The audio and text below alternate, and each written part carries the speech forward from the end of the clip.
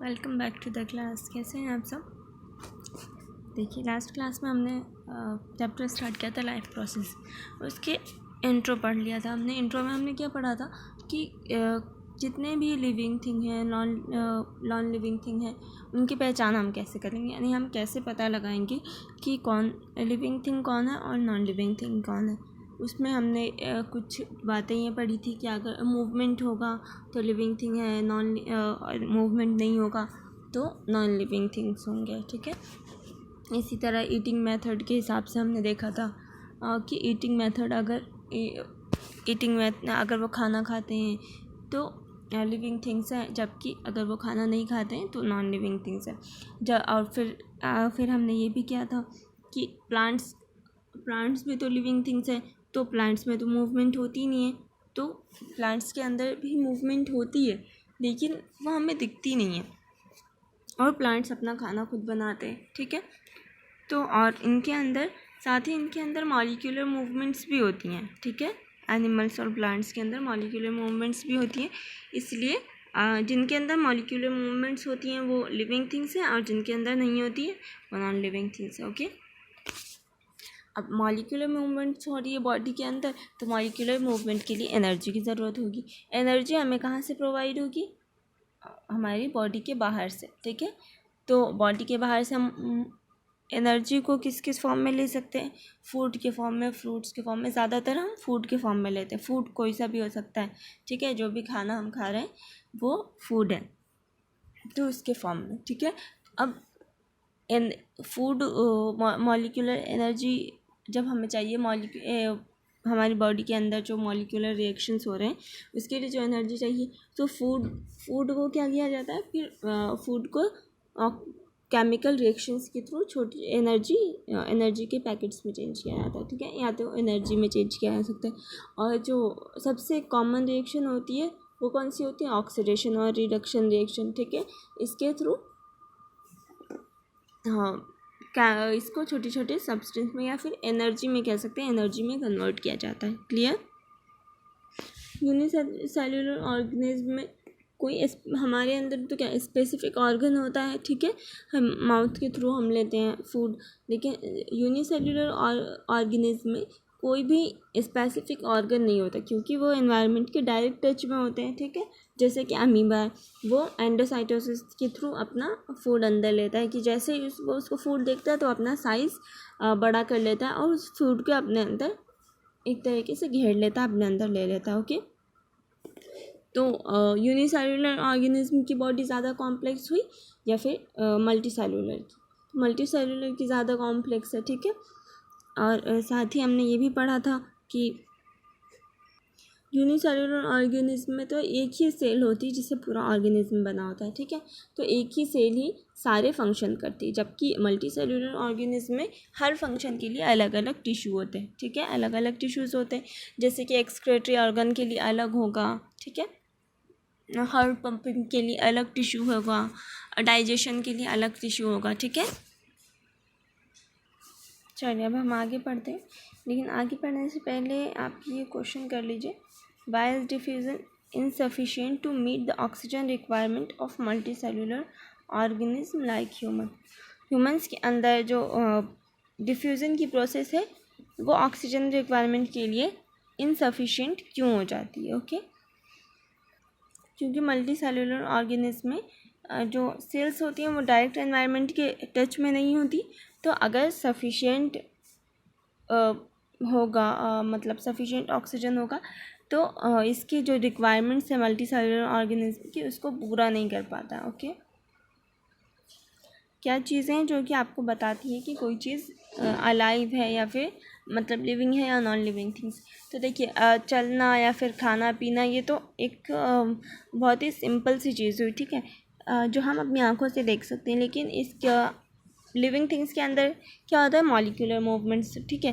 तो जिनके अंदर मॉलिक्यूलर मूवमेंट्स होंगे, मतलब बॉडी के अंदर कुछ ऐसे भी मूवमेंट्स होते हैं जो हम देख नहीं पाते, तो इसी तरह अगर बॉडी के अंदर मॉलिक्यूलर मूवमेंट्स हैं तो इससे हम पता लगाएंगे कि ये चीज़ अलाइव है। ठीक है। नेक्स्ट क्वेश्चन है, what are outside raw material used for by an organism? Outside raw material का यूज़ ऑर्गेनिज्म किस चीज़ के लिए करते हैं? तो आउटसाइड रॉ मटेरियल्स का यूज़ जो है वो ज़्यादातर फूड के लिए किया जाता है, क्योंकि आप जानते हो कि जितनी भी चीज़ें हमारी अर्थ पे वो ज़्यादातर कार्बन से बनी हुई है, हम खुद भी कार्बन से बने हुए हैं। तो ज़्यादातर जो रॉ मटेरियल जो ऑर्गेनिज्म यूज़ में लेते हैं, जो फूड हम खाते हैं वो भी कार्बन कार्बन पार्टिकल से ही मिलकर बने होते हैं। तो इनका यूज़ हम किस में करते हैं? फूड के रूप में। Okay, what process would you consider essential for maintaining life? किसी भी लाइफ को मेंटेन करने के लिए किस चीज़ की ज़रूरत होती है? ठीक है, तो लिविंग थिंग्स की लाइफ को मेंटेन करने के लिए कई सारी चीज़ों की ज़रूरत होती है, जैसे कि न्यूट्रिशन है, ठीक है, रेस्पिरेशन, एक्सक्रीशन है, ट्रांसपोर्टेशन है। ये सारी चीज़ें जो हैं ये किसी भी लिविंग थिंग की लाइफ को मेंटेन करके रखती है। क्लियर? ओके, अब हम नेक्स्ट टॉपिक पढ़ते हैं, nutrition. When we walk or ride a bicycle, we are using up energy. जब भी आप चलते हो या फिर वॉक करते हैं हम, तो एनर्जी यूज़ होती है, ठीक है। When even we are not doing any apparent activity, energy is needed to maintain a state of order in our body. यहाँ तक कि जब हम कोई काम नहीं भी कर रहे होते हैं तभी भी हमारे बॉडी के अंदर एनर्जी की ज़रूरत होती है, क्योंकि हमारी बॉडी ये में जो मेंटेनेंस का वर्क चल रहा है, ठीक है, तो हमारी बॉडी को एक तरीके से मेंटेन रखने के लिए एनर्जी की ज़रूरत होती है। We also need materials from outside in order to grow, develop, synthesis protein and other substance needed in the body. देखिए, हमें बाहर से मटीरियल्स की भी ज़रूरत होती है, ठीक है, क्यों? ताकि हम ग्रो कर सकें, डेवलप कर सकें, प्रोटीन या फिर जितने भी हमारी बॉडी के अंदर सब्सटेंस है, कार्बोहाइड्रेट वगैरह, उन सब का सिंथेसिस हो सके। Okay, this source of energy and material is the food we eat. और ये जितने भी सोर्स ऑफ एनर्जी क्या है? कार्बोहाइड्रेट्स, प्रोटीन्स, ये सब क्या है? ये खाना है जो कि हम खाते हैं। Okay, how do living things get their food? Living things अपना खाना कैसे लेते हैं? The general requirement for energy and materials is common in all organism but it is fulfilled in different ways. देखिए, जितने भी लिविंग ऑर्गेनिज्म हैं उन सबको एनर्जी की ज़रूरत होती है, ठीक है, सबको एनर्जी की ज़रूरत होती है, लेकिन एनर्जी को जो लेने का तरीका है, ठीक है, एनर्जी और मटेरियल की ज़रूरत होती है, लेकिन एनर्जी और मटेरियल्स को जो लेने का तरीका है वो अलग अलग हो सकता है। Some organism use simple food obtained from organic sources in the form of carbon dioxide and water. कुछ लिविंग ऑर्गेनिज्म ऐसे होते हैं जो कि फूड मटेरियल को कैसे लेते हैं? इनऑर्गेनिक सोर्सेज के रूप में ले लेते हैं, ठीक है, जैसे कि कार्बन डाइऑक्साइड की फॉर्म में और वाटर की फॉर्म में ले लेंगे, जैसे कि पौधे होते हैं, ठीक है। This organism are autotrophs, include green plants and some bacteria. ये ऑर्गेनिज्म होते हैं, ये ऑटोट्रॉफ होते हैं, यानी कि अपना खाना खुद बनाते हैं, ठीक है, जैसे कि ग्रीन प्लांट्स हो गए, कुछ बैक्टीरियाज होते हैं, ये होते हैं autotroph. Other organism utilize complex substances, जबकि दूसरे ऑर्गेनिज्म मल्टी सेलुलर ऑर्गेनिज्म होते हैं, ये कॉम्प्लेक्स सब्सटेंसेस लेते हैं, ठीक है, यानी कि कार्बन के अलग अलग कार्बन को ही अलग अलग फूड मटेरियल के फॉर्म में लेते हैं।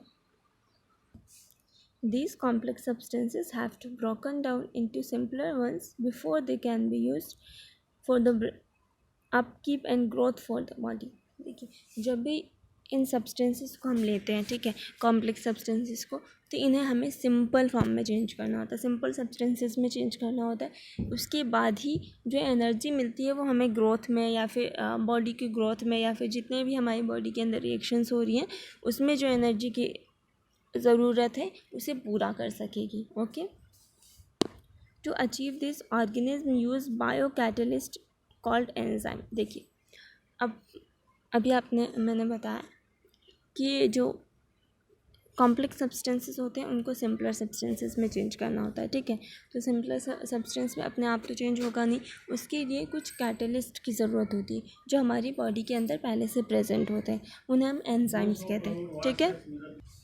Thus, the heterotroph survival depends directly or indirectly on autotrophs। इसलिए और ये जो ऑर्गेनिज्म होते हैं ये होते हैं हेटेरोट्रॉफ्स, ठीक है, तो हेटेरोट्रॉफ्स डायरेक्ट या फिर इनडायरेक्ट तौर पर ऑटोट्रॉफ पे ही डिपेंड होते हैं। जैसे कि प्लांट से ही तो हमें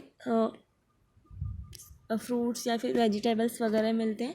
तो इस तरह हम क्या हुए, हेटेरोट्रॉफ्स हुए, और हम प्लांट्स पे यानी कि ऑटोट्रॉफ पे डिपेंड है। Okay, heterotrophic organism include animals and fungi. Heterotroph organism में एनिमल्स हैं, ह्यूमंस हैं और फंजाई हैं। ओके, वह ऑटोट्रॉफिक न्यूट्रिशन।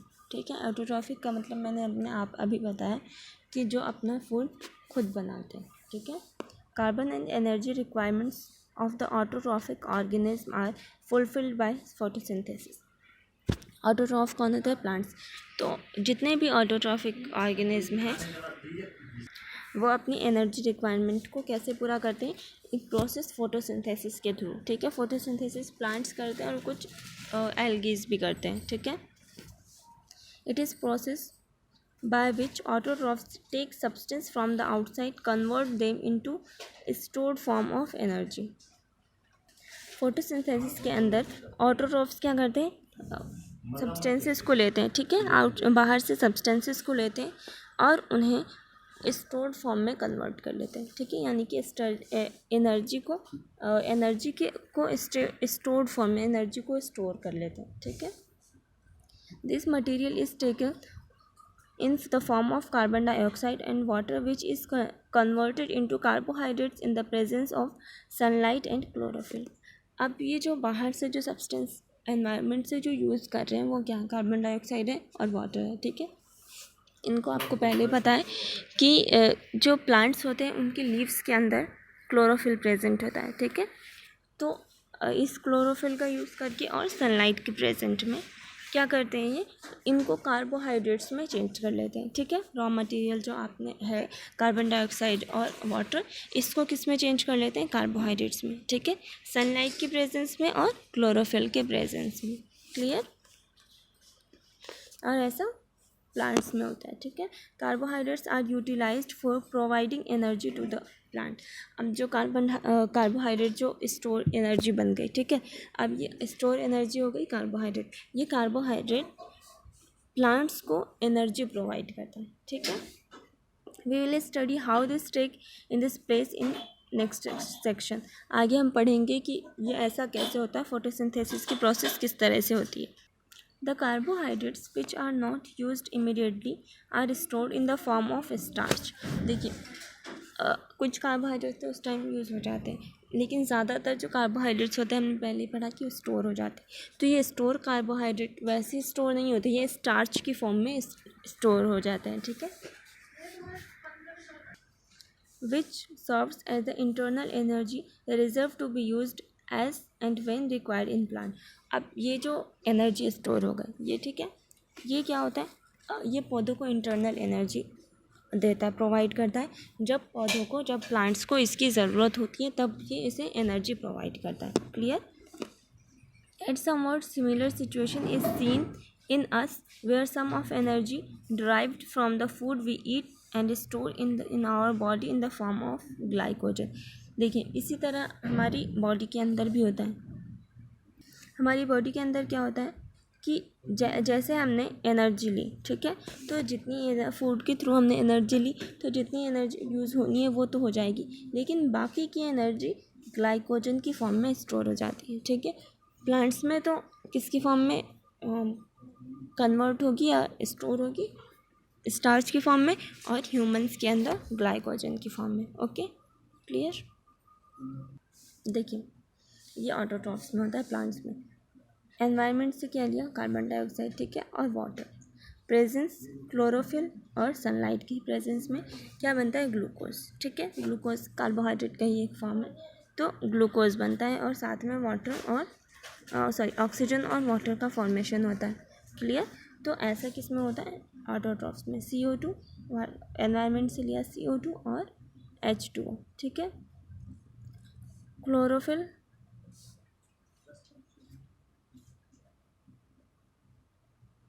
क्लोरोफिल और सनलाइट की प्रेजेंस हो, सनलाइट की प्रेजेंस है तो क्या बना? C6H12O6। ये ग्लूकोज का फार्मूला होता है, ये आपको याद रखना होगा। ठीक है, और साथ ही ऑक्सीजन और वाटर बनेगा। ये इसे बैलेंस कर लो। 12H2O लेते हैं। देखिए जब 6H2O का यूज़ करेंगे और 6CO2 और 12H2O का, तब भी जाकर ग्लूकोज बनेगा। ठीक है, 6 और 6 हो गया। तो इस तरीके से ये जो प्रोसेस होती है ये होती है ऑटोट्रॉफ्स में। ठीक है, let us now see what actually happens during the process of photosynthesis. The following events occur during the process. अब हम देखेंगे कि रियल में क्या होता है, फोटोसिंथेसिस की जब प्रोसेस होती है तो क्या होता है। तो ये फर्स्ट क्या, absorption of light and energy by chlorophyll. Chlorophyll सबसे पहला स्टेप क्या होता है, लाइट एनर्जी को एब्जॉर्ब करना। ठीक है, क्लोरोफिल द्वारा लाइट एनर्जी को एब्जॉर्ब करना। Clear, conversion of light energy to chemical energy and splitting of water molecules into hydrogen and oxygen. अब देखिए, अब लाइट एनर्जी किसने ली, क्लोरोफिल ने। ठीक है, अब इसके बाद सेकंड स्टेप क्या है, लाइट एनर्जी को केमिकल एनर्जी में कन्वर्ट करना। ठीक है, सेकंड स्टेप क्या की जाती है, फर्स्ट स्टेप क्या है, क्लोरोफिल द्वारा लाइट एनर्जी को एब्जॉर्ब करना। ठीक है, सेकंड स्टेप में क्या होगा, लाइट एनर्जी जो एब्जॉर्ब हुई है उसको केमिकल एनर्जी में कन्वर्ट करना। ठीक है, और साथ में वाटर मॉलिक्यूल्स क्या होते हैं, H2O। ठीक है, यानी कि हाइड्रोजन और ऑक्सीजन। तो वाटर मॉलिक्यूल्स को हाइड्रोजन और ऑक्सीजन में तोड़ना। ठीक है, वाटर मॉलिक्यूल्स जो है वो हाइड्रोजन और ऑक्सीजन में टूट जाते हैं। ठीक है, थर्ड स्टेप क्या है, reduction of carbon dioxide to carbohydrates. अब थर्ड स्टेप में क्या होता है, कार्बन डाइऑक्साइड का रिडक्शन होता है, वो किस में कन्वर्ट हो जाता है, कार्बोहाइड्रेट्स में। ठीक है, या तो ग्लूकोज कह सकते हैं, ग्लूकोज में चेंज हो जाता है। ओके, रिडक्शन मतलब क्या होता है, हाइड्रोजन का जोड़ना। ठीक है, तो CO2 में जब CO2 का क्या हो रहा है, रिडक्शन। ठीक है, यानी कि इसमें हाइड्रोजन जुड़ेगी तभी तो बनता है C6H12O6। ठीक है, अब देखिए, this steps need not take place one after immediately. अब ये जो प्रोसेस होती है ज़रूरी नहीं है कि एक के बाद एक लगातार हो जाए। For example, desert plants take up carbon dioxide at night and prepare an immediate which is acted upon by energy observed by the chlorophyll during the day.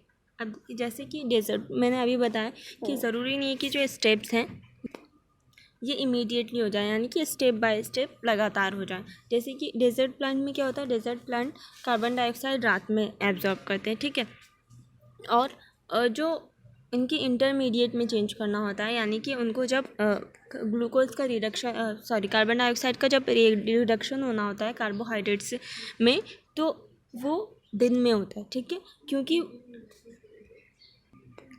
जो एनर्जी यानी कि जो भी एनर्जी कार्बन डाइऑक्साइड जो chlorophyll ने observe किया, ठीक है, वो एब्जॉर्ब रात में किया जाता है। ठीक है, और जब उसको इंटरमीडिएट में चेंज करना होता है, यानी कि कार्बोहाइड्रेट में, वो दिन में होता है। ठीक है, सनलाइट की प्रेजेंस में दिन में होता है। Okay, let us see how each of the components of above reaction are necessary for photosynthesis. अब हम ये देखते हैं कि ऊपर जितने भी कंपोनेंट्स हमने देखे वो फोटोसिंथेसिस की रिएक्शन में ज़रूरी है। ठीक है, देखिए, if you carefully observe a cross section in a leaf under microscope shown in figure 6, you will notice that some cells contain green dots. देखो, जब आप एक लीफ का क्रॉस सेक्शन देखते हो, ठीक है, टेस्ट देखते हो जब आप माइक्रोस्कोप में, तो आपको उस पर छोटी छोटी सी ग्रीन सी सेल्स दिखाई देंगी, वो डॉट की तरह आपको दिखाई देंगी। ठीक है, जो कि सेल्स होती हैं। ठीक है, ये जो ग्रीन डॉट हैं इन्हें हम क्लोरोप्लास्ट कहते हैं। These green dots are cell organelles called chloroplast which contain chlorophyll. ये जो ग्रीन डॉट्स आपको दिखाई दे रहे हैं ये एक सेल ऑर्गेनेल है, यानी कि सेल का एक पार्ट है जो कि जिसे हम क्या कहते हैं, क्लोरोप्लास्ट। और क्लोरोप्लास्ट के अंदर ही क्लोरोफिल होता है। Clear. Let us do an activity which demonstrate, आगे हम एक एक्टिविटी करेंगे what chlorophyll is essential for, that chlorophyll is essential for photosynthesis, की क्लोरोफिल फोटोसिंथेसिस के लिए ज़रूरी क्यों है। ठीक है, पहले आप ये देख लीजिए फिगर।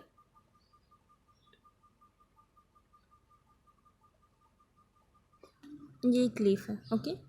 लीफ के अंदर का जो ये पार्ट होता है, ये जो सीधा जा रहा है, इसे हम कहते हैं मिडरी, क्लियर।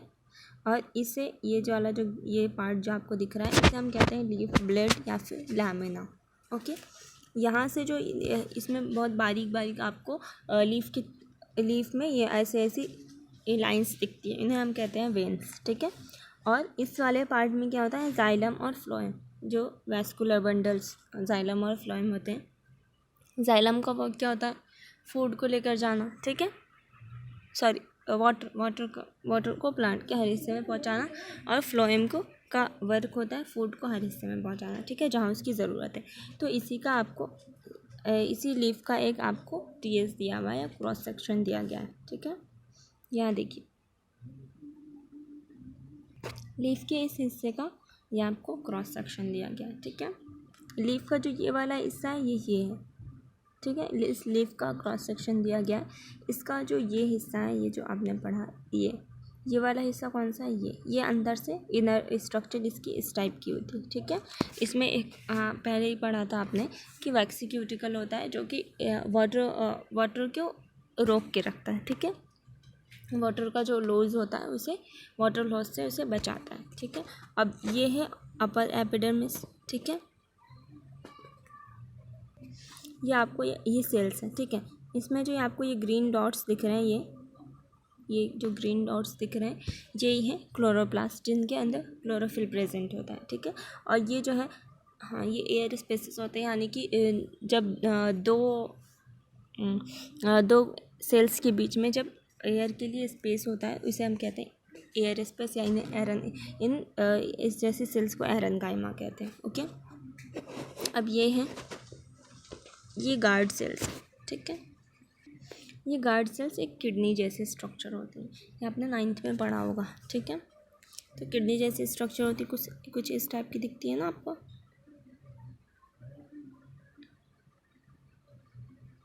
ये आपने 9th में पढ़ा होगा। इस टाइप की जो स्ट्रक्चर होती है, ये होती है गार्ड सेल्स, ठीक है।